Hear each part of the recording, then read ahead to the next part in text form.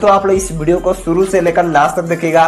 Video काफी interesting होने वाली है। दोस्तों आप लोग इस वीडियो को अभी तक लाइक नहीं किए हैं तो वीडियो को लाइक कर दीजिए। हमारे चैनल पर अगर आप नए आए हैं तो चैनल को सब्सक्राइब करके बेल आइकन को जरूर से प्रेस कर लीजिएगा। जय भारत दोस्तों, आप सभी का स्वागत है आपके अपने YouTube channel help exam point में। अभी हम लोग कवर करने जा रहे हैं आधुनिक भारत का इतिहास। आप आधुनिक भारत का इतिहास बहुत बार पढ़ चुके होंगे, लेकिन फिर भी एग्जाम में पूछे जाने वाले क्वेश्चन को आप राइट अटेम्प्ट नहीं कर पाते हैं, क्योंकि अब आप अच्छे से कॉन्सेप्ट नहीं पढ़े होते हैं। आज मैं आपसे वादा करता हूं कि यदि आप इस वीडियो को पूरा देख लेंगे तो हिस्ट्री के सभी क्वेश्चन को आसानी से कवर कर लेंगे। तो चलिए दोस्तों, अब हम अपने वीडियो की शुरुआत करते हैं। इससे पहले आपसे रिक्वेस्ट है कि आप हमारे चैनल हेल्प एग्जाम पॉइंट को सब्सक्राइब कर लीजिए, ताकि आगे के वीडियो भी आपके ऊपर नोटिफिकेशन मिलता रहे आगे के वीडियो का। तो चलिए दोस्तों, अब अपने वीडियो की शुरुआत करते हैं। हेल्प एग्जाम पॉइंट में आप सभी का स्वागत है। आप लोग चैनल को सब्सक्राइब कर लीजिए, इस वीडियो को पूरा देख लीजिएगा। मैं वादा करता हूँ आपसे कि एक भी प्रश्न मॉडर्न हिस्ट्री का आपको इससे बाहर देखने के लिए नहीं मिलेगा। बिल्कुल कंसेप्ट के साथ हम लोग शुरुआत करने जा रहे हैं। वीडियो का तो आप लोग पूरा देखिएगा और चैनल को सब्सक्राइब कर लीजिएगा। चलिए शुरुआत करते हैं हम लोग। मुगल साम्राज्य का पतन जब होता है तो वहीं से आधुनिक भारत की शुरुआत होती है।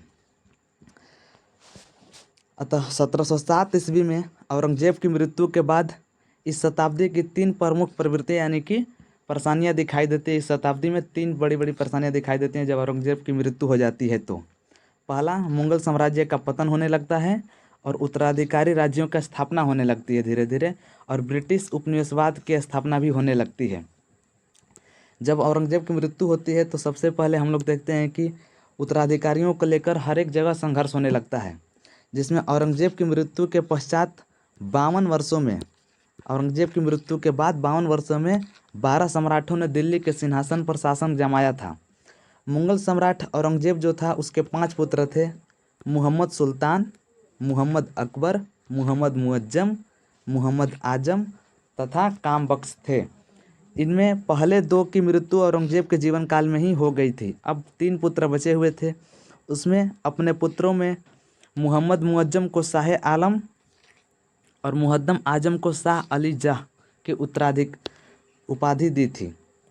औरंगजेब ने अपने 2 पुत्र जो थे, एक था उनका मोहम्मद मुअज्जम शाह, उसको आलम की उपाधि दी थी, और मोहम्मद आजम को शाह अली की उपाधि दी थी।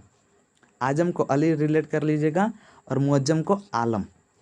औरंगजेब की मृत्यु के समय मुगल साम्राज्य में कुल 21 प्रांत थे, जिसमें मुअज्जम काबुल पर शासन कर रहा था और आजम गुजरात पर और कामबख्श बीजापुर का सूबेदार था। और इन्हीं तीनों उत्तराधिकारियों के लिए युद्ध हुआ था। तो याद रखिएगा, उत्तराधिकारियों को लेकर औरंगजेब के 3 पुत्र थे, उन्हीं में उनका आपस में ही युद्ध हुआ था। जबकि तीनों का क्षेत्र बटा हुआ था, फिर भी ये लोग आपस में युद्ध करते रहते थे। औरंगजेब के बड़े बेटे मुअज्जम ने अपने दोनों भाइयों को साम्राज्य के विभाजन का प्रस्ताव दिया था। औरंगजेब के बड़े बेटे मुअज्जम ने अपने दोनों छोटे भाइयों को साम्राज्य के विभाजन का प्रस्ताव दिया था कि साम्राज्य का विभाजन कर दिया जाए, लेकिन दोनों भाइयों ने इसे ठुकरा दिया। इस प्रस्ताव को दोनों भाइयों ने ठुकरा दिया। आजम ने तो इसका जवाब देते हुए कहा था कि 10 गरीब आदमी एक चादर में आराम से सो सकते हैं, लेकिन सल्तनत में 2 बादशाह नहीं रह सकते हैं। सही बात है, वैसे भी देखा जाए तो आजम ने तो इनका जवाब देते हुए कहा था कि 10 गरीब आदमी एक ही चादर में आराम से सो सकते हैं, लेकिन सल्तनत में 2 बादशाह नहीं रह सकते हैं। आगरा से 20 मील दक्षिण जाजौ में 18 जून 1707 ईस्वी में लड़े गए युद्ध में मुअज्जम की सेनाओं ने आजम को परास्त कर दिया था। इस युद्ध में आजम और उसके 2 बेटे बिदर बख्त और बलाजाह मारे गए। इसके बाद मुअज्जम ने मुगल साम्राज्य पर अधिकार कर लिया, जिसमें मुअज्जम की जीत हुई। मुअज्जम का तीसरा भाई कामबख्श सत्ता के लिए संघर्ष करता रहा, लेकिन 12 या 13 जनवरी को हम लोग कह सकते हैं, मान्यता होता है 12 जनवरी 1709 को मुअज्जम और कामबख्श के बीच हैदराबाद का युद्ध हुआ, जिसमें कामबख्श मारा गया। यानी कि आखिर में बड़ा भाई मुअज्जम जीत गया और दोनों भाइयों को परास्त कर दिया था उत्तराधिकारी युद्ध में। हैदराबाद के युद्ध में सबसे छोटे भाई जो था कामबख्श, वो मारा गया। देखते हैं आगे। जाजौ का युद्ध जो हुआ था वह मुअज्जम और आजम के बीच में हुआ था। परिणाम हुआ कि मुअज्जम विजयी हुआ। और हैदराबाद का युद्ध जो हुआ था मुअज्जम और कामबख्श के बीच हुआ था, जिसमें मुअज्जम विजयी हुआ था। तो जौजौ का युद्ध में मुअज्जम विजय हुआ और हैदराबाद के युद्ध में मुअज्जम ही विजयी हुआ, यानी कि दोनों भाइयों को परास्त करके मुअज्जम उत्तराधिकारी युद्ध जीत गया। 1707 में मुअज्जम बहादुर शाह प्रथम की उपाधि के साथ दिल्ली के तख्त पर बैठा। 1707 ईस्वी में उसने दिल्ली के राजगद्दी पर बैठा था। चलिए आगे चलते हैं। मुअज्जम, जिसको बहादुर शाह प्रथम भी कहा जाता है, इसने बहादुर शाह प्रथम की उपाधि धारण की थी। यह 5 सालों तक शासन किया था दिल्ली पर, 1707 से 1712 ईस्वी तक। यह मुगल राज सिंहासन पर बैठने वाला सबसे वृद्ध यानी कि 65 वर्ष का मुगल शासक था। सबसे वृद्ध यानी कि मुगल सल्तनत में देखा जाए तो सबसे बुजुर्ग व्यक्ति जो कि शासन करने के लिए दिल्ली का राजगद्दी पर बैठा था, उसका नाम था बहादुर शाह प्रथम यानी कि मुअज्जम, औरंगजेब का बड़ा बेटा। 1711 ईस्वी में जोशुआ कोटोलौर के नेतृत्व में एक डच प्रतिनिधि मंडल बहादुर शाह के दरबार में आया। प्रतिनिधि मंडल में शामिल पुर्तगीज महिला जूलियाना नाम इधर रखिएगा कि पुर्तगाली महिला जो थी जूलियाना को बीबी व फिदवा की उपाधि दी गई। औरंगजेब के द्वारा लाए जाने वाले जजिया कर की वसूली बहादुर शाह प्रथम द्वारा बंद करवा दी गई थी। बहादुर शाह जफर ने जजिया कर को बंद करवा दिया था। इसने मराठा संभाजी साहू को मुगल कैद से रिहा कर दिया था। मराठा संभाजी साहू याद रखिएगा, शिवाजी के पिताजी जो थे वो संभाजी थे। उनको मुगलों से मुगल जो उनको जब उनका कैद करके रखे हुए थे तो उनको छुड़ाया था किसने? मुअज्जम ने। 10वें गुरु गोबिंद सिंह के सामने बहादुर शाह ने उन्हें खिल्लत और उच्च मनसब प्रदान किया। ध्यातव्य है कि गुरु गोविंद सिंह ने बहादुर शाह से जौजौ के युद्ध में पूर्व आगरा से मुलाकात किए थे। यानी कि जौजौ का युद्ध जब हुआ था तो मुअज्जम से बहादुर शाह यानी कि मुअज्जम ने गुरु गोविंद सिंह से मुलाकात की थी आगरा में। सर सिडनी ओनो ने बहादुर शाह की मृत्यु पर कहा कि यह अंतिम मुगल सम्राट था जिसके बारे में कुछ अच्छे शब्द कहे जा सकते हैं। याद रखिए कि सर सिडनी ओने ने बहादुर शाह की मृत्यु पर क्या कहा था कि बहादुर शाह यह अंतिम मुगल सम्राट था जिसके बारे में कुछ अच्छा कहा जा सकता है, यानी कि यह अच्छा बादशाह था मुअज्जम। इतिहासकार खफी खां ने कहा कि बादशाह राजकीय कार्यों में अधिक लापरवाह था कि लोग उसे साहेब बेखबर कहने लगे।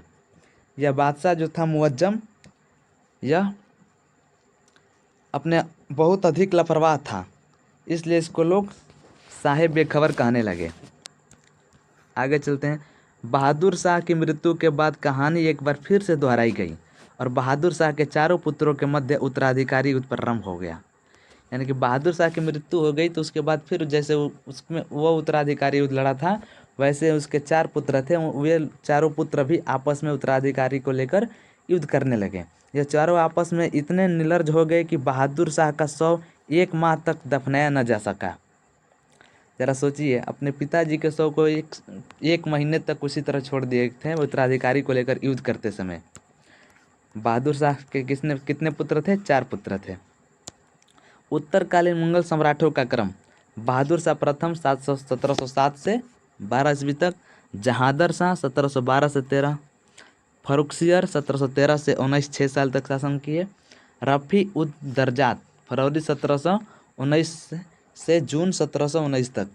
रफ़ी उद दौला शाहजहाँ द्वितीय जिसको कहा जाता है, जून 1719 से सितंबर 1719 तक। मोहम्मद प्रथम जिसको रंगीला भी कहा जाता है, मोहम्मद शाह प्रथम जिसको रंगीला बादशाह कहा जाता है, यह 1719 से 1748 से सबसे अधिक शासन किया था इसने। आगे देखते हैं हम लोग। अहमद शाह 1748 से 54 तक। आलमगीर द्वितीय 1754 से 1759 तक। शाहजहाँ तृतीय 10 सितंबर 1759 से 1760 ईस्वी तक। शाह आलम द्वितीय 1759 से 1806 ईस्वी तक, जिसको अली गौहर भी कहते हैं। अकबर शाह द्वितीय 1806 से 37 तक। बहादुर शाह द्वितीय जिसको बहादुर शाह जफर द्वितीय भी कहते हैं, अंतिम मुगल सम्राट थे, 1837 से 1857 ईस्वी तक शासन किए थे। आगे चलते हम लोग। जहादर शाह, जो इम्पोर्टेंट है वहाँ से कॉन्सेप्ट के भाई हम लोग पढ़ेंगे, देखेंगे। यहाँ पर सबसे पहले है जहादर शाह 1712 से 1713 ईस्वी तक। बहादुर शाह की मृत्यु के बाद उत्तराधिकारी युद्ध में जहादर शाह ने अपने भाइयों की हत्या कर मुगल शासन प्राप्त किया था। यानी कि बहादुर शाह जफर, जिसको उपनाम मुअज्जम था, इसके 4 पुत्र थे। इसकी मृत्यु के बाद चारों पुत्र में सबसे बड़ा पुत्र जो था जहादर शाह, इसने अपने तीनों भाइयों की हत्या करके मुगल शासन प्राप्त किया था। जहादर शाह ने सिंहासन प्राप्त करने में तत्कालीन शक्तिशाली अमीर जुल्फिकार खां की सहायता ली थी। बहादुर शाह के बड़ा पुत्र जो था जहादर शाह, उसने जुल्फिकार खां की सहायता लिया था उत्तराधिकारी युद्ध में। जहादर शाह का संबंध किससे है? जुल्फिकार खां से। आगे चलते हैं हम लोग। जुल्फिकार खां को कालांतर में बादशाह ने वजीर के सर्वोच्च पद पर नियुक्त किया था। अत्यधिक भ्रष्ट एवं अनैतिक आचरण वाले जहादर शाह पर उसकी प्रेमिका लाल कुंवर का काफ़ी प्रभाव था। जहादर शाह की जो प्रेमिका थी लाल कुंवर, उसका प्रभाव बहुत काफ़ी था। जहादर शाह ने आमेर के राजा सवाई जय सिंह को मिर्जा की उपाधि के साथ मालवा का सूबेदार बनाया था। मालवा जो कि मध्य प्रदेश में पड़ता है, उसको सवाई राजा जय सिंह को मिर्जा की उपाधि के साथ मालवा का सूबेदार नियुक्त किया था जहादर शाह ने। यानी कि जहादर शाह आमेर के राजा सवाई जय सिंह के से मिला हुआ था और उसने मिर्जा की उपाधि के साथ मालवा का सूबेदार भी दिया था। मिर्जा की उपाधि और मालवा को दिया था। जहादर शाह के शासनकाल में एक कहावत प्रचलित थी कि उल्लू बाँच के घोंसले में रहता था तथा कोयल का स्थान कौओं ने ले लिया था। उल्लू बाँच के घोंसलों में रहता था। जहादर शाह कहाँ पर रहता था? तो उल्लू और बाँच के घोंसले में रहता था, लेकिन कोयल का स्थान और कौओं को दे दिया था। अजीम मुशासन के पुत्र फर्रुखसियर ने हिंदुस्तानी अमीर सैयद बंधुओं के सहयोग से जहादर शाह को सिंहासन से अपदस्थ करवाकर हत्या करवा दी थी। यानी कि फर्रुखसियर ने जहादर शाह की हत्या करवा दी थी और 11 फरवरी 1713 ईस्वी को जहादर की हत्या कर दी गई। इसे लोग लंपट मूर्ख कहते थे। जहादर शाह को क्या कहते थे? लंपट मूर्ख कहते थे। जहादर की हत्या किसने किया था? फर्रुखसियर ने किया था, बस इतना याद रखिएगा। और लंपट मूर्ख किसे कहा जाता था? तो जहादर शाह को। और इसके बारे में वो कहावत जो थी ना पीछे, कि कोयल की जगह कौओं को दे दिया गया था और अपने उल्लू के घोंसले में रहता था। चलिए आगे देखते हैं हम लोग फर्रुखसियर के बारे में, जो 1713 से 1719 ईस्वी तक शासन किया था। सैयद बंधु जो हिंदुस्तान गुट के अमीर थे, उनको सम्मानित करने के लिए फर्रुखसियर ने अब्दुल्ला खां को साम्राज्य के वजीर के पद पर तथा हुसैन अली को मीरबख्शी के पद पर नियुक्त किया था।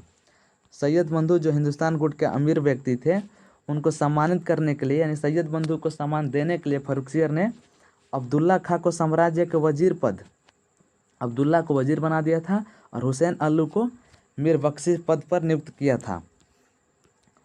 फर्रुखसियर की हत्या और मोहम्मद शाह के बादशाह बनने के बीच सैयद बंधुओं ने रफीउद्दौला को मुगल बादशाह बनाया था।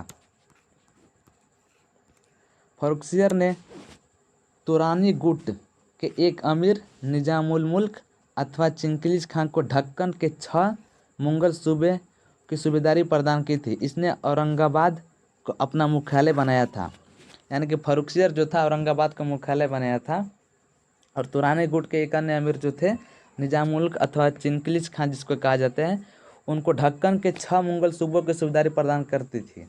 चिंगिस खान को ढक्कन की सूबेदारी किसने प्रदान की थी? तो फर्रुखसियर ने की थी। सैयद बंधु के बारे में देखते हैं हम लोग। सैयद बंधु के बारे में कि हुसैन अली खां और अब्दुल्ला खां उत्तरोत्तर मुगल काल से सैयद बंधु के नाम से प्रसिद्ध थे। यानी कि हुसैन अली खां और अब्दुल्ला खां उत्तरोत्तर मुगल से सैयद बंधु के नाम से प्रसिद्ध थे। एक साधारण सेनापति से इन दोनों मुगलों ने दरबार में किंग मेकर जैसी उपाधि प्राप्त कर ली थी। 1713 से 1720 तक के काल को सैयद बंधु युग कहा जाता है। यानी कि 7 वर्ष जो था 1713 से 1720 ईस्वी तक, इस काल को हम लोग सैयद बंधु का युग कहते हैं। इस काल में उन्होंने फर्रुखसियर, रफीउद्दौला एवं मोहम्मद शाह को सम्राट बनाया। बाद में यह दोनों दरबारी राजनीति का शिकार हो गए। हुसैन अली की हत्या हैदर खां द्वारा कर दी गई और अब्दुल्ला खां को विष देकर मार डाला गया। यानी कि जो सैयद बंधु थे हैदर खां द्वारा हुसैन अली की हत्या कर दी गई और विष देकर यानी कि जहर देकर अब्दुल्ला खां को मार दिया गया। फर्रुखसियर को दुर्बल, कायर, निंदनीय होने के कारण घृणित कायर भी कहा गया।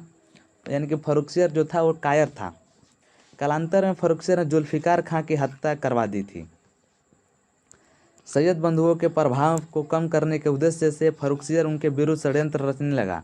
षड्यंत्र के समय से पहले पता चलने पर सैयद बंधुओं ने मराठा पेशवा बालाजी विश्वनाथ, सैयद बंधु जो थे मराठा पेशवा बालाजी विश्वनाथ मारवाड़ के अजीत सिंह के सहयोग से 19 जून 1719 को फर्रुखसियर को सिंहासन से अपदस्थ करके हत्या करवा दी थी। यानी कि सैयद बंधु जो थे वो तेज निकले यहाँ पर। मराठा पेशवा बालाजी के से साथ मिलकर और मारवाड़ के जो राजा थे अजीत सिंह, उनके सहयोग से 1719 ईस्वी में फर्रुखसियर की हत्या करवा दी। फर्रुखसियर की हत्या और मोहम्मद शाह के बादशाह बनने के बीच सैयद बंधुओं ने रफ़ी-उद-दर्जात और रफ़ी-उद-दौला को मुगल बादशाह बनाया। रफ़ी-उद-दौला शाहजहाँ द्वितीय की उपाधि के साथ मुगल राज सिंहासन पर बैठा। आगे देखते हैं हम लोग। रफ़ी-उद-दौला, जिसको शाहजहाँ द्वितीय भी कहा जाता है, इसकी उपाधि के साथ मुगल राज सिंहासन पर बैठा। रफ़ी-उद-दर्जात सबसे कम समय तक शासन करने वाला मुगल शासक बना। याद रखिए, सबसे कम समय तक शासन करने वाला मुगल शासक कौन था? तो रफ़ी-उद-दर्जात। इसके बाद बने आगे मोहम्मद शाह, जो 1719 से 1748 ईस्वी तक शासन किए। रोशन अख्तर सैयद बंधुओं के सहयोग से सितंबर 1719 को मोहम्मद शाह की उपाधि के साथ मुगल राज सिंहासन पर बैठा था। यानी कि मोहम्मद शाह का वास्तविक नाम क्या था? रोशन अख्तर था। मोहम्मद शाह के शासनकाल में निजाम उल मुल्क के नेतृत्व में सैयद बंधुओं के खिलाफ षड्यंत्र की शुरुआत की गई थी। यानी कि निजाम उल मुल्क, इनके नेतृत्व में ही मोहम्मद शाह के शासनकाल में सैयद बंधुओं के खिलाफ षड्यंत्र शुरुआत हुई थी। 1722 में निजाम उल मुल्क ने सैयद बंधुओं की हत्या करवा दी तथा 1722 में मोहम्मद शाह ने चिंगलिज खां अथवा निजाम उल मुल्क को वजीर के पद पर नियुक्त किया। लेकिन 1724 को निजाम उल मुल्क बादशाह के संकालु स्वभाव और दरबार में हो रहे निरंतर झगड़ों से परेशान होकर उन्होंने षड्यंत्रों से तंग आकर वजीर का पद छोड़कर ढक्कन वापस चला गया। 1724 की बात है। चिंगलिज खान ने ढक्कन में स्वतंत्र हैदराबाद राज्य की स्थापना की थी। यानी कि हैदराबाद राज्य की स्थापना किसने की थी? चिंगलिज खान ने किया था। मोहम्मद शाह ने उसकी स्वतंत्रता को मान्यता देते हुए उसे आसफ जहाँ की उपाधि प्रदान की थी। मोहम्मद शाह इससे खुश होकर उसको आसफ जहाँ की उपाधि दी थी जब वो हैदराबाद का निर्माण कर दिया था। तो मोहम्मद शाह के शासनकाल में बंगाल के स्थापना मुर्शिद कुली खां और अवध के स्थापना शहादत खां तथा हैदराबाद के स्थापना निजाम उल मुल्क, जिसको हम चिंगलिज खां भी कहते हैं, भरतपुर तथा मथुरा का स्थापना बदन सिंह तथा गंगा यमुना के दोआब में कटेहर रुहेलों के नेतृत्व में और फर्रुखाबाद के बंगस नवाबों ने अपनी स्वतंत्रता सत्ता की स्थापना कर ली थी। याद रखें कि ये सब के सब का मोहम्मद शाह, जिसको रोशन अख्तर भी कहा जाता है, मोहम्मद शाह के शासनकाल में इन सब राज्यों की स्थापना की गई थी। मोहम्मद शाह ने 1720 ईस्वी में वसूल किए जाने वाले जजिया कर को अंतिम रूप से प्रतिबंध कर दिया था। यानी कि जजिया कर को पूर्ण रूप से समाप्त किसने किया था? तो मोहम्मद शाह ने 1720 ईस्वी में। इसके बाद शासन किया नादिर शाह। नादिर शाह का आक्रमण 1739 ईस्वी में किया गया था। नादिर शाह एक बहुत ही प्रचलित नाम है, इसके बारे में आपको आधुनिक भारत में 100% याद होना चाहिए था। मोहम्मद शाह के शासनकाल में फारस के नादिर शाह, यानी कि फारस की खाड़ी से आया था नादिर शाह, उसने 1738 से 39 के बीच भारत पर आक्रमण किया था। 13 फरवरी 1739 को करनाल के युद्ध में मुगल सेना बुरी तरह पराजित हुई। फिर भी निजाम उल मुल्क ने 50 लाख रुपए हर्जाने के रूप में देकर नादिर शाह को वापस जाने के लिए सहमत कर लिया था। यानी कि हारने के बाद निजाम उल मुल्क ने 50 लाख रुपये जुर्माने के रूप में दिया था नादिर शाह को और कहा था कि आप वापस चले जाइए। अवध के नवाब शहादत खान ने नादिर शाह को सलाह दी कि बादशाह मोहम्मद शाह और निजाम को बंदी बना ले तथा राजधानी दिल्ली में संचित अपार खजाने को प्राप्त कर लें। यानी कि अवध के नवाब जो थे शहादत खां, वो पूरा के पूरा एकदम चौपट थे। उन्होंने नादिर शाह को सलाह दिया था कि बादशाह मोहम्मद शाह और निज़ाम को बंदी बना लीजिए और राजधानी दिल्ली में संचित अपार खजाना है उसको लूट करके वापस चले जाइए। 20 मार्च 1739 की बात है। दिल्ली में प्रवेश कर नादिर शाह ने अपने चंद सैनिकों की मृत्यु के बदले भयंकर कत्लेआम का आदेश दिया। अपने थोड़ा बहुत सैनिकों की मृत्यु के बदले उसने दिल्ली में तहलका मचा दिया था, भयंकर कत्लेआम किया था, जिसमें 20,000 करीब लोगों की कत्ल करवाया था। सोचिए 20,000 से भी अधिक लोगों का कत्ल उसने करवा दिया था दिल्ली में। नादिर शाह दिल्ली में कुल 57 दिनों तक रहा, यानी कि लगभग 2 महीने तक। नादिर शाह लगभग दिल्ली में 2 महीने तक रहा और लगातार लूटपाट करता रहा। इसने प्रसिद्ध मुगल राज सिंहासन तख्त-ए-ताउस, जिसको शाहजहां द्वारा निर्मित किया गया था, तथा मुगल ताज में लगे विश्व के सर्वाधिक महंगे हीरे कोहिनूर भी वापस जाते समय अपने साथ ले गया। यानी कि तख्त-ए-ताउस जिसका निर्माण शाहजहां करवाया था उसको, और मुगल ताज में लगे विश्व के सर्वाधिक महंगे हीरे कोहिनूर वापस लेकर अपने साथ लेकर चला गया था। मोहम्मद शाह के शासनकाल में नादिर शाह ने अहमद शाह अब्दाली से 1748 ईस्वी में भारत पर आक्रमण किया था। मुगल बादशाह जो था मोहम्मद शाह, इसी के शासनकाल में नादिर शाह ने उत्तराधिकारी अहमद शाह अब्दाली ने 1748 ईस्वी में भारत पर आक्रमण किया था। यानी कि नादिर शाह के आक्रमण के बाद इसके नादिर शाह का उत्तराधिकारी जो था अहमद शाह अब्दाली, उसने 1748 ईस्वी में भारत पर आक्रमण किया था। अवध के नवाब जो थे शहादत खां, उनसे नादिर शाह ने 20 करोड़ रुपए की मांग की, जिसे न दे पाने पर शहादत खां ने 20 खाकर आत्महत्या कर ली थी। अवध के नवाब जो थे शहादत खां, जिसने नादिर शाह को आक्रमण करने के लिए दिल्ली पर भेजा था, कब्जा करने के लिए बोला था, उनसे नादिर शाह ने 20 करोड़ रुपए की मांग की, जिसे न दे पाने पर शहादत खां ने 20 खाकर आत्महत्या कर ली। अहमद शाह अब्दाली को दुर्र दुरानी युग का मोती कहा जाता है। अहमद शाह अब्दाली को दुर्र दुरानी यानी युग का मोती कहा जाता है।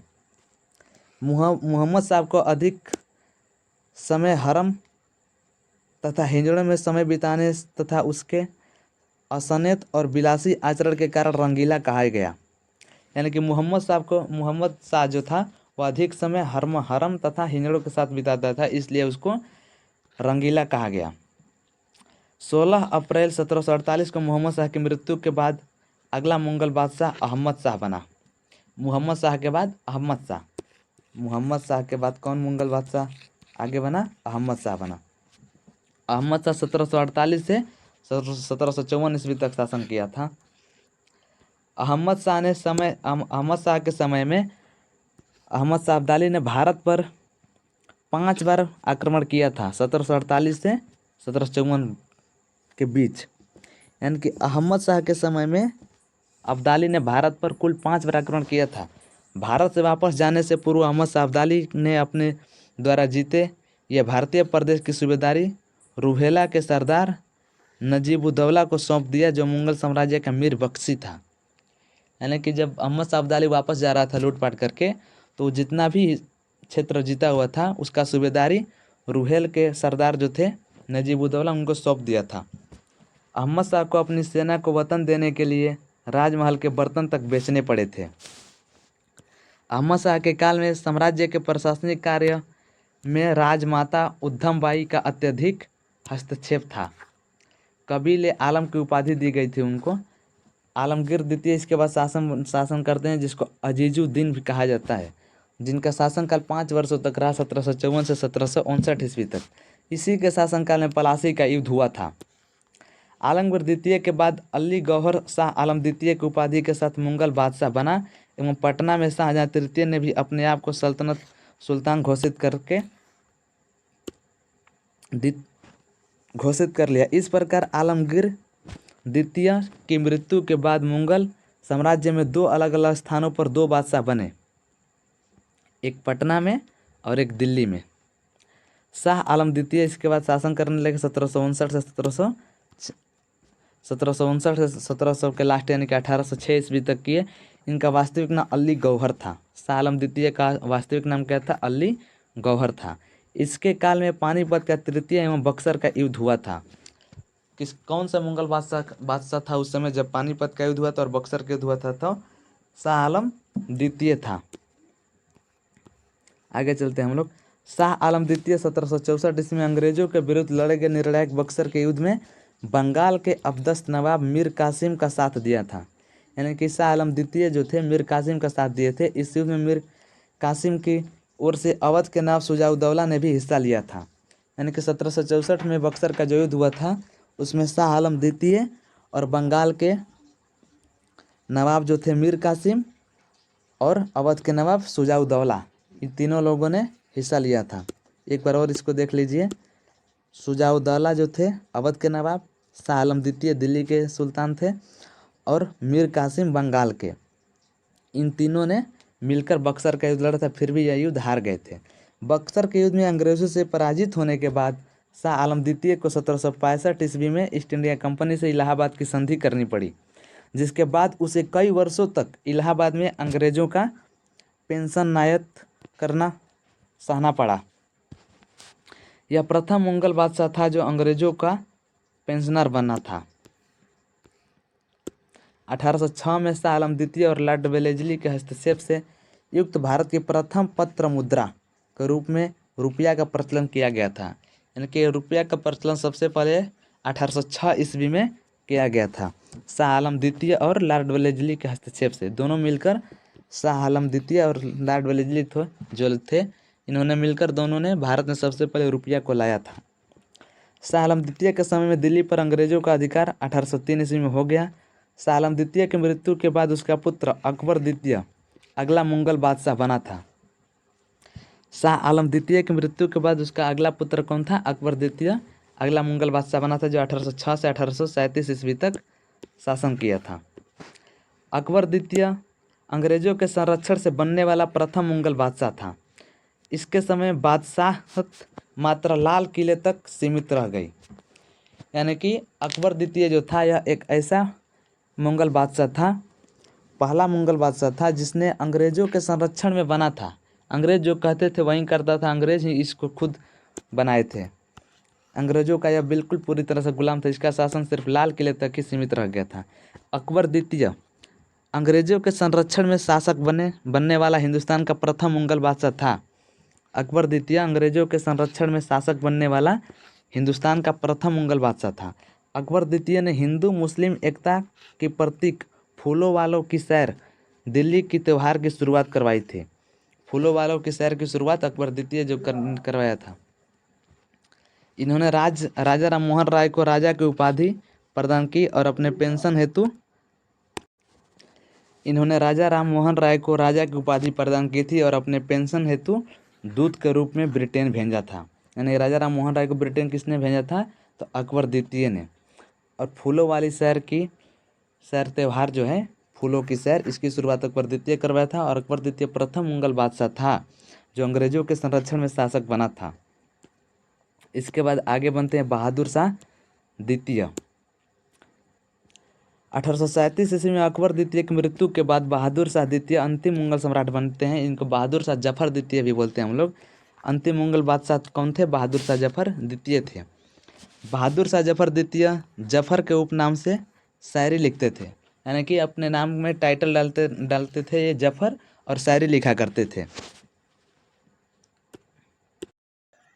1857 के विद्रोह में विद्रोहियों के साथ देने के कारण अंग्रेज सरकार ने इन्हें दिल्ली में हुमायूं के मकबरे से गिरफ्तार कर रंगून, जो कि बर्मा म्यांमार में पड़ता है, वहां पर निर्वासित कर दिया, जहां 1862 ईस्वी में अंतिम मुगल सम्राट की मृत्यु हो गई।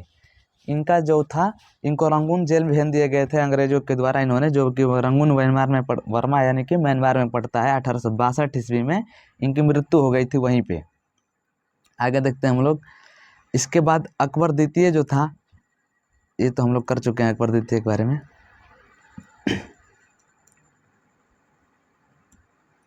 अब देखते हैं हम लोग नवीन स्वायत्त राज्य की स्थापना 18वीं शताब्दी में, जब पूरी तरह से मुगल सल्तनत खत्म हो जाती है, उसके बाद अंग्रेजों का शासन आता है। अंग्रेज कैसे धीरे धीरे कंपनी को अपने विकसित करते हैं और हमारे देश पर शासन चलाते हैं।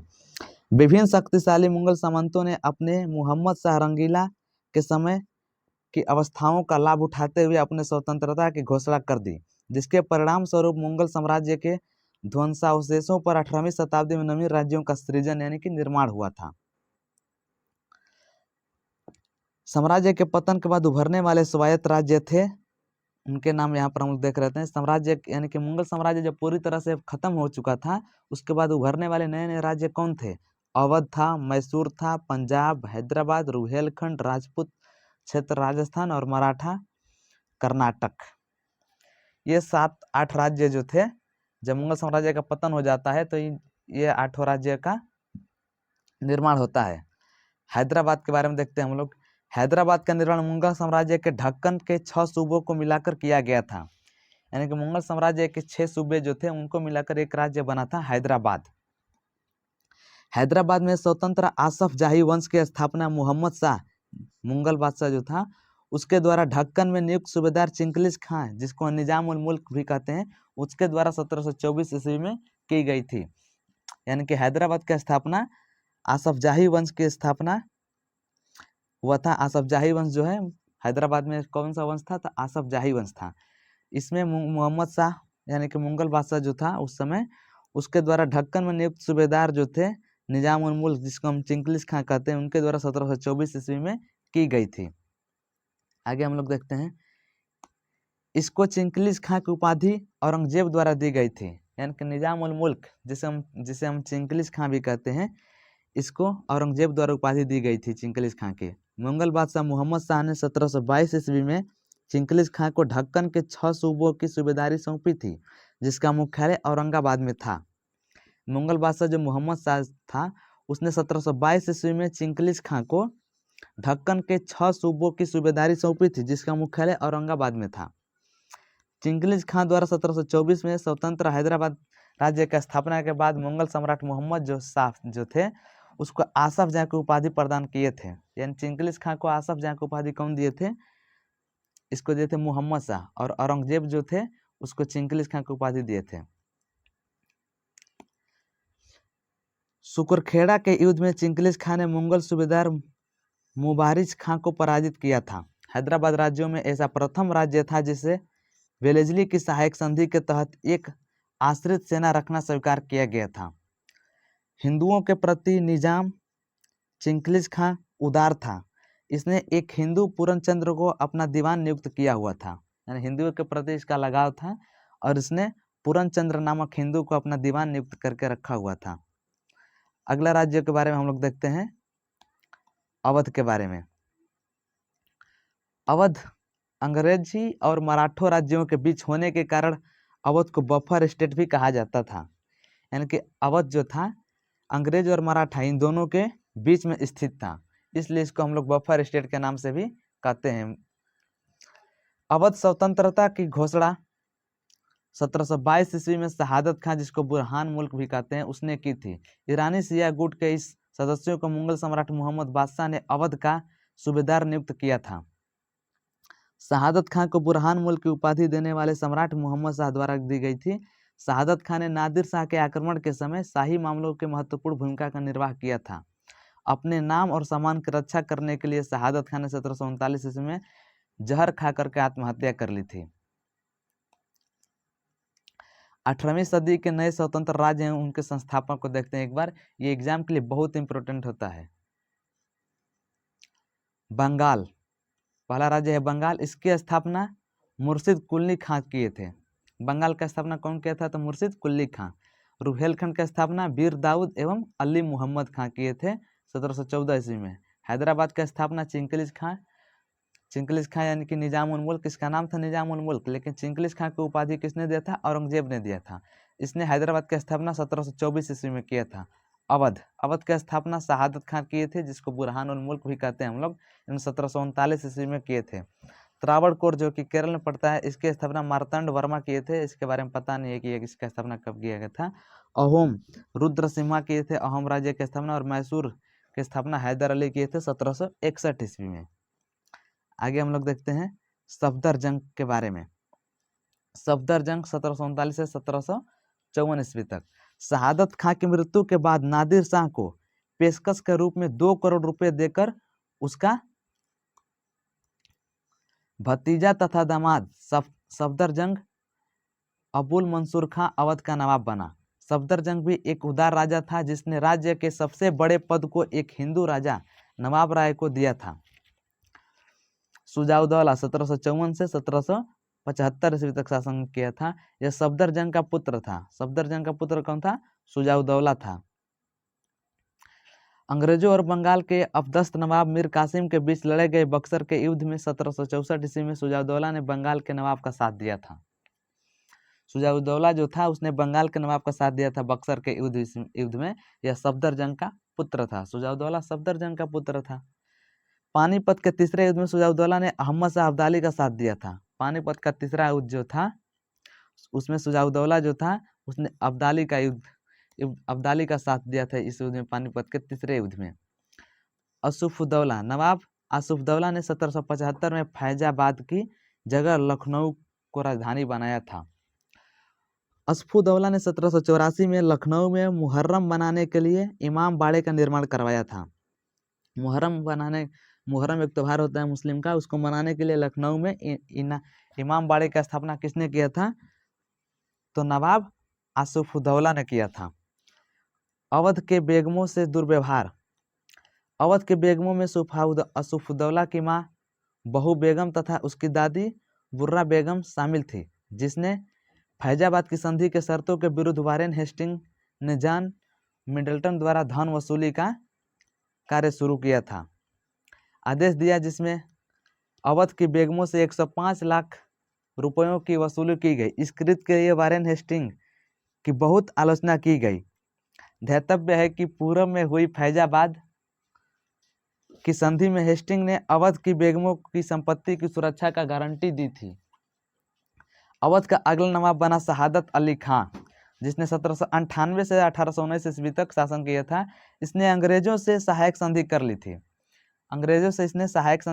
थी।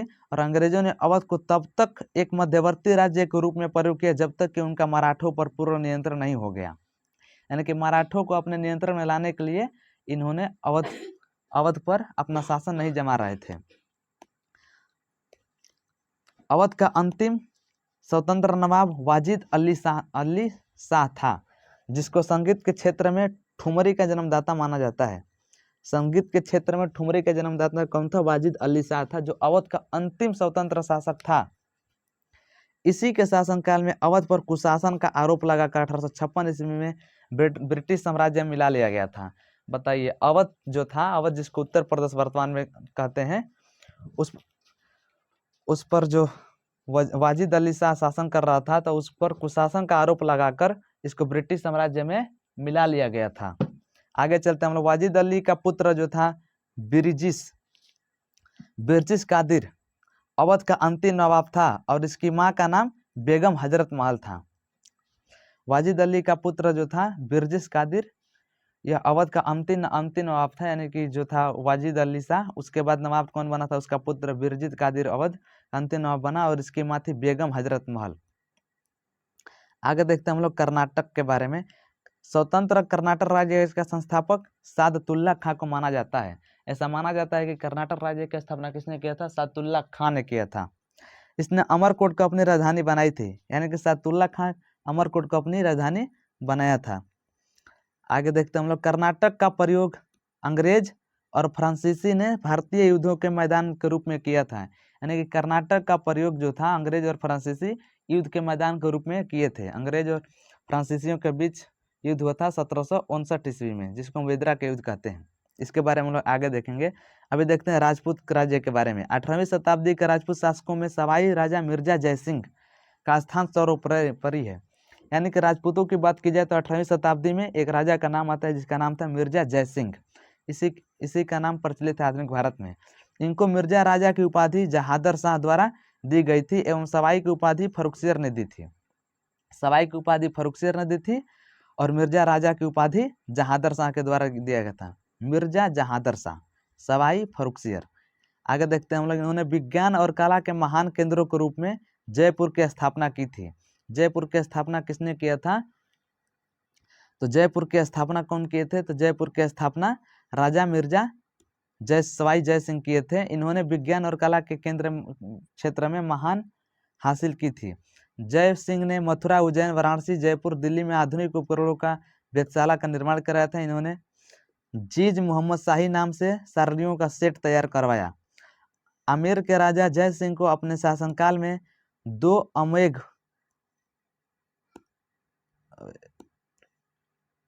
आमेर के राजा जय सिंह को अपने शासनकाल में 2 अश्वमेध यज्ञ करवाने का श्रेय दिया जाता है इनको।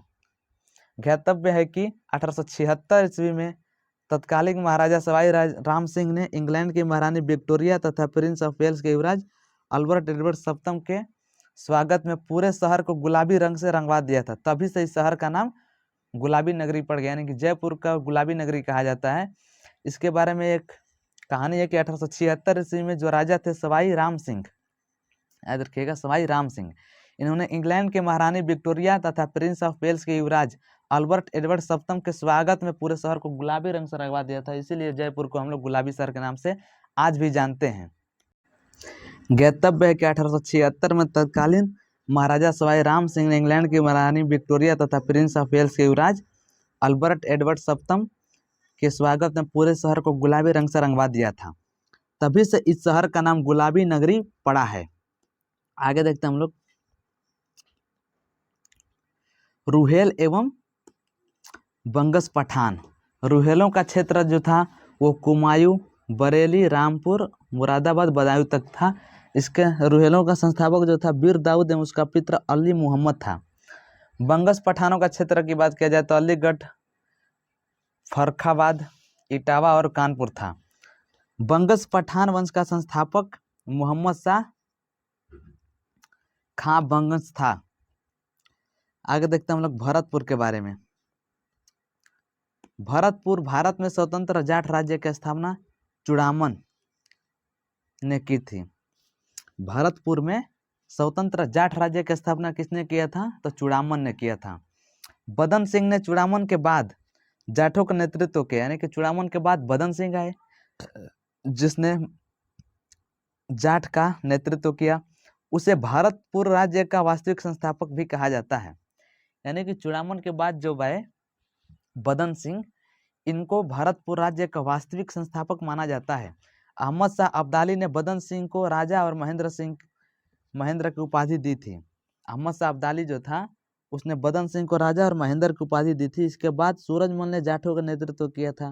यानी कि सबसे पहले चूड़ामन, फिर उसके बाद बदन सिंह और उसके बाद आए सूरजमल। इन्होंने जाटों का नेतृत्व किया और आगरा, मथुरा, अलीगढ़, मेरठ, बुलंदशहर पर कब्जा कर लिया।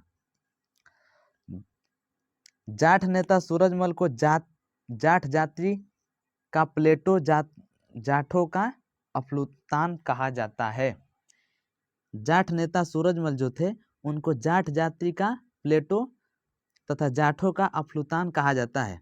1805 ईस्वी में रणधीर सिंह ने अंग्रेजों की अधीनता स्वीकार कर ली और इसी के साथ जाठों के शासन का अंत हो गया। आगे देखते हैं हम लोग मैसूर के बारे में। मैसूर जो कि वर्तमान के कर्नाटक राज्य है। 1565 ईस्वी में लड़े गए तालिकोटा के युद्ध के बाद, तालिकोटा का युद्ध कब हुआ था? 1565 ईस्वी में। इस युद्ध के बाद वेंकट द्वितीय के समय में मैसूर में 1612 ईस्वी में वांडयार वंश की स्थापना की गई। यानी कि मैसूर में तालिकोटा के युद्ध के बाद किस वंश की स्थापना की गई थी? तो वांडयार वंश की स्थापना की गई थी। मैसूर में वाडयार वंश का शासन था। इस वंश के अंतिम शासक चिक्का कृष्णराज के शासनकाल में वास्तविक सत्ता के उसके मंत्रियों देवराज व नंदराज के हाथों में थी। मैसूर की कमजोर स्थिति के कारण मैसूर उस समय मराठों व निजामों के मध्य संघर्ष का केंद्र था। मैसूर की कमजोर स्थिति हो गई थी उस समय, इसलिए मैसूर जो था मराठों और निजामों के मध्य संघर्ष का केंद्र बना हुआ था। आगे देखते हैं हम लोग हैदर अली के बारे में। मैसूर के एक महान शासक थे हैदर अली। 1749 में नंदराज जो राज्य का राजस्व व वित्त नियंत्रक था, उसने हैदराबाद को सैनिक जीवन प्रारंभ का अवसर दिया। 1755 में हैदर डिंडीगुल का फौजदार बना। हैदर विरोधी गुटों ने मराठों को मैसूर पर आक्रमण के लिए आमंत्रित किया। 1760 में हैदर मराठों द्वारा पराजित हुआ, लेकिन पानीपत के तृतीय युद्ध में मराठों की पराजय पर हैदर की स्थिति मजबूत हुई। जब पानीपत की तृतीय युद्ध हुआ था तो उसमें मराठों की हार हुई थी इब्राहिम लोधी के साथ। इसमें हैदर की स्थिति मजबूत हो गई और 1761 तक हैदर के पास मैसूर की समस्त शक्ति केंद्रित हो गई। डिडिंगुल में हैदर ने फ्रांसीसियों के सहयोग से 1755 में एक शस्त्रागार की स्थापना की थी। आगे देखते हैं। टीपू सुल्तान। टीपू ने अपने पिता हैदर के विपरीत खुलेआम सुल्तान की उपाधि धारण की। 1787 में अपने नाम के सिक्के चलाना शुरू कर दिए। कुछ सिक्कों पर हिंदू देवी देवताओं का चित्र अंकित था।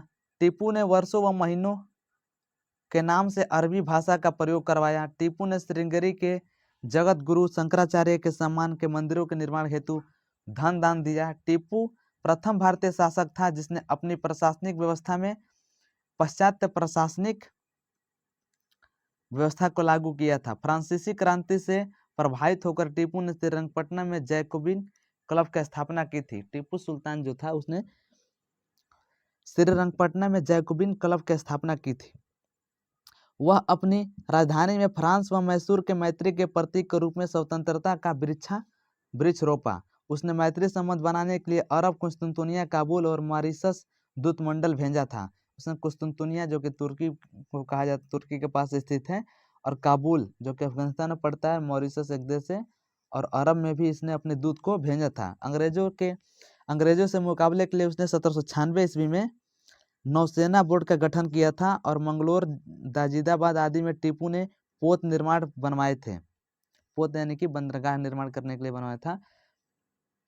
टीपू ने पोत निर्माण बनवाए। इसने अपनी जल सेना में फ्रांसीसी लेफ्टिनेंट रियो को नियुक्त किया था। टीपू एक महान शासक जिसने सबसे पहले, अगर देखा जाए आधुनिक भारत में, तो सबसे पहले नौसेना का निर्माण टीपू ने ही किया था। टीपू ने जमींदारी व्यवस्था को समाप्त कर सीधा रैयत से संपर्क स्थापित किया और मुक्त भूमि से इनाम रखकर अधिकारी कर बालीगर के पैतृक अधिकार को जब्त किया। अपनी रॉकेट तकनीकी के कारण दुनिया का पहला रॉकेट मैन कहा जाता है। अपनी टेक्नोलॉजी के अनुसार इसको देखते हुए इसको रॉकेट मैन का उपाधि दिया गया है। वर्तमान में इसको रॉकेट मैन के नाम से जाना जाता है टीपू सुल्तान को। लंदन के प्रसिद्ध साइंस म्यूजियम में आज भी टीपू सुल्तान के रॉकेट रखे गए हैं। टीपू धार्मिक रूप से बहुत उदार था। पूर्णिया एवं कृष्णदेवराय उसके दो प्रमुख हिंदू मंत्री थे जिनकी सलाह से टीपू नीतियों का निर्माण करता था। इनके मंत्रियों का नाम याद रखिएगा कि टीपू धार्मिक रूप से बहुत उदार था। पूर्णिया एवं कृष्णदेवराय और पूर्णिया उसके दो प्रमुख हिंदू मंत्री थे जिनकी सलाह से टीपू नीतियों का निर्माण करता था। पूर्णिया, कृष्णदेवराय। साम्राज्यवादी लेखकों ने टीपू को सीधा साधा दैत्य कहा। आगे देखते हैं हम लोग। प्रथम आंग्ल मैसूर युद्ध, यह एग्जाम की दृष्टि से बहुत ही इंपॉर्टेंट है। इसको देखते हैं हम लोग। हैदर अली ने अंग्रेजों को करारा जवाब देने के उद्देश्य से मराठे तथा निजाम से संधि कर एक संयुक्त सैनिक मोर्चा बनाया था। हैदर अली के नेतृत्व वाले मोर्चे ने अंग्रेजों के मित्र राज्य कर्नाटक पर आक्रमण किया था, परंतु हैदर व निजाम तिरुवन्नमल संगम में परास्त हुए। तब निजाम हैदर का साथ छोड़ अंग्रेज की तरफ हो गया था। निजाम हैदर का साथ छोड़ के किसी की तरफ हो गया था? अंग्रेजों की तरफ हो गया, यानी हैदर अली को धोखा मिल गया था यहाँ पर तिरुवन्नमल से। आगे देखते हैं। हैदर ने मंगलोर पर आक्रमण कर बम्बई से आई प्रशिक्षित अंग्रेजी सेना को पराजित किया था और उन्हें मद्रास तक अकेले ढकेल दिया था। लेकिन निर्णय 1769 में अंग्रेजों ने हैदर की शर्तों पर मद्रास संधि की और एक दूसरे के जीते हुए क्षेत्रों को छोड़ दिया।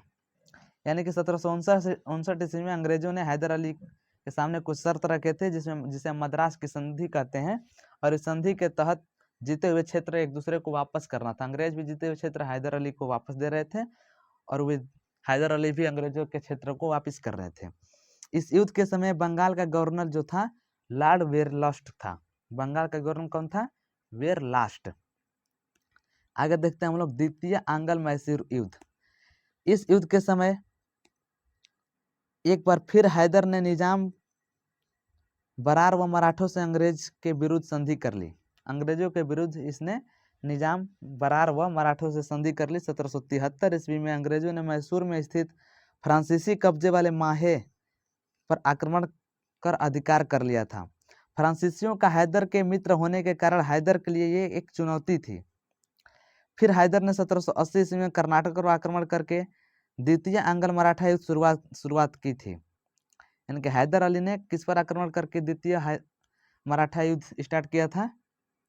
द्वितीय आंग्ल मराठा युद्ध 1780 ईस्वी में कर्नाटक पर आक्रमण करके किया था।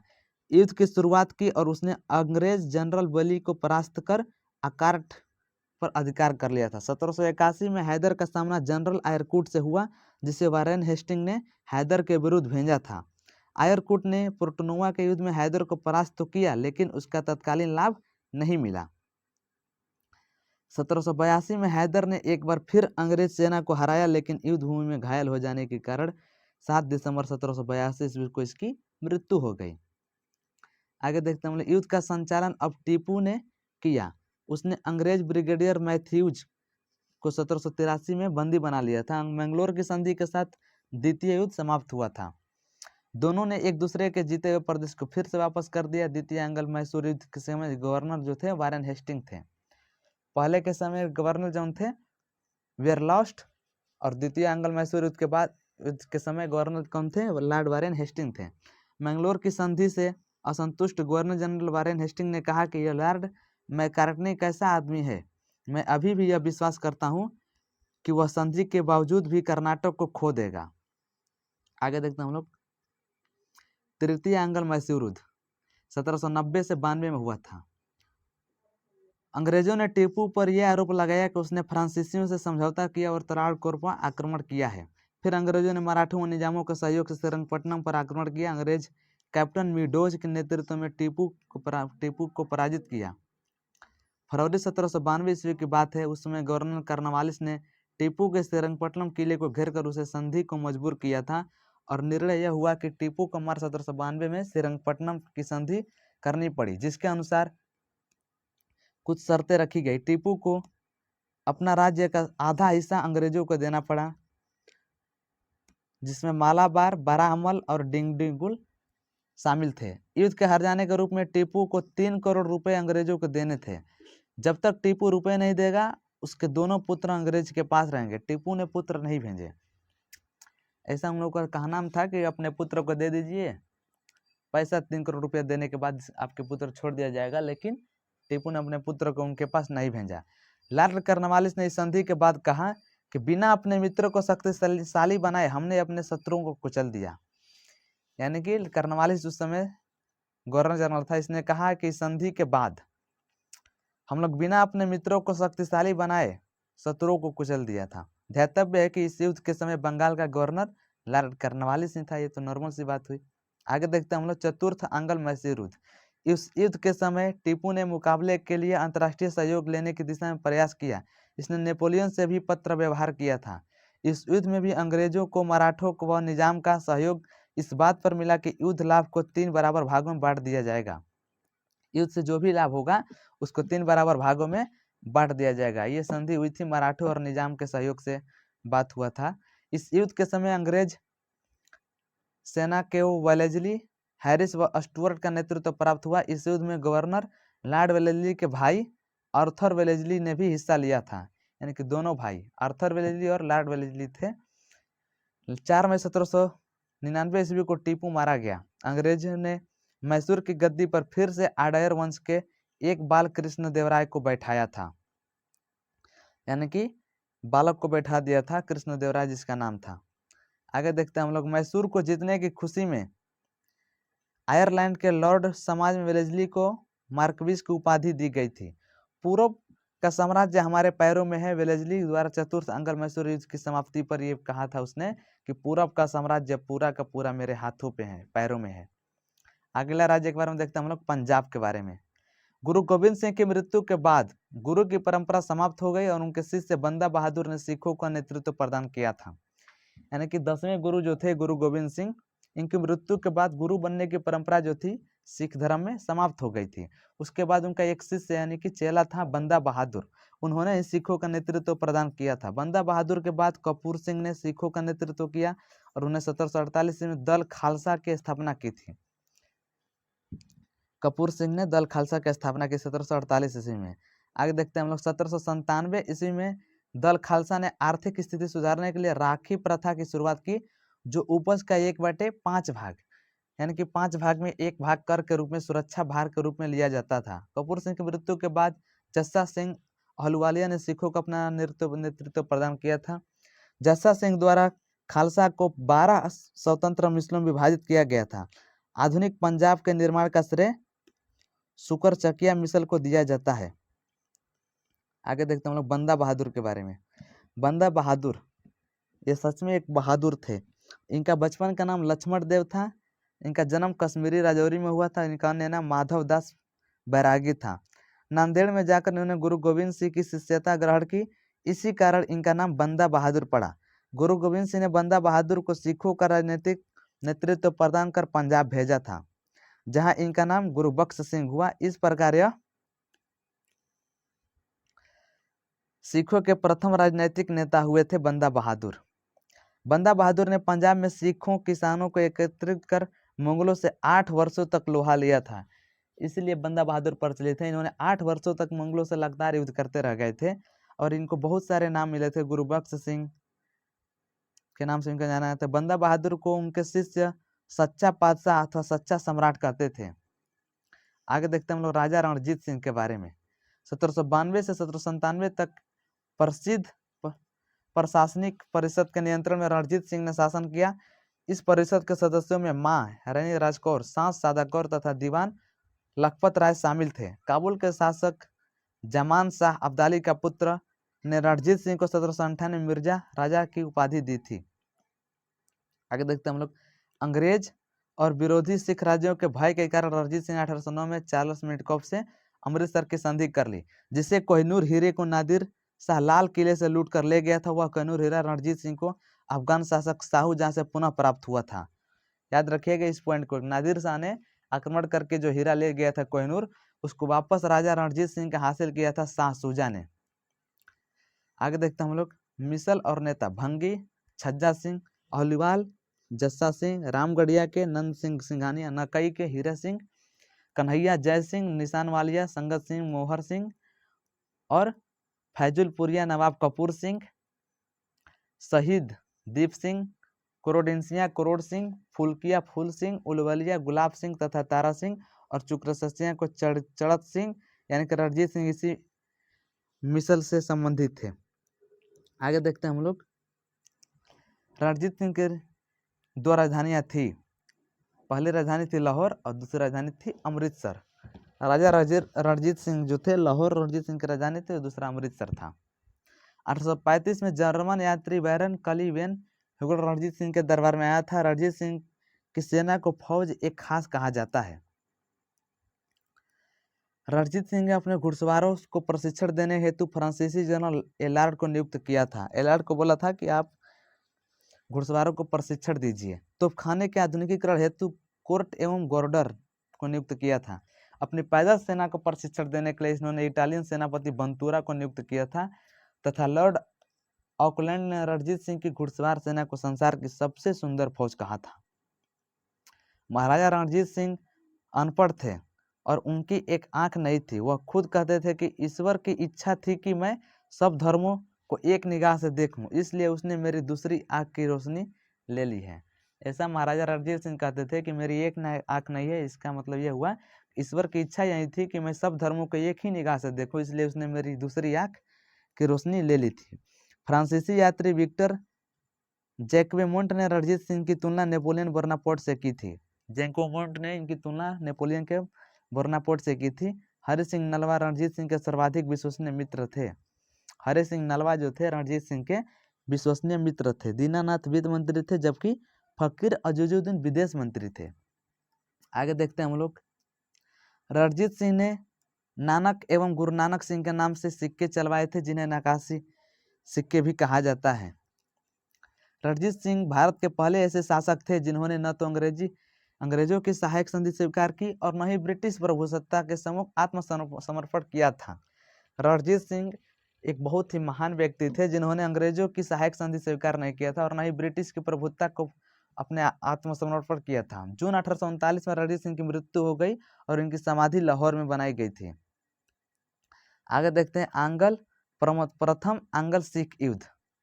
प्रथम आंग्ल सिख युद्ध 1845 से 46 में हुआ था।